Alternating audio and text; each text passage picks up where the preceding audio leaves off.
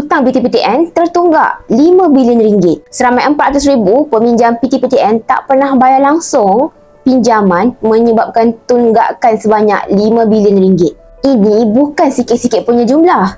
Tuan-puan rasa kalau keadaan ini terus berlarutan, akan datang nanti masih lagi ada ke pinjaman PTPTN?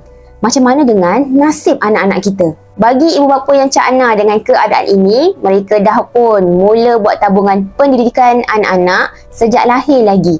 Bukan saja buat simpanan dalam akaun bank, malah dah juga mula buat simpanan dalam bentuk emas dalam akaun emas Gap Junior Public Gold. Potensi kenaikan harga emas minimum 10% setahun pasti memberikan keuntungan yang besar pada masa akan datang.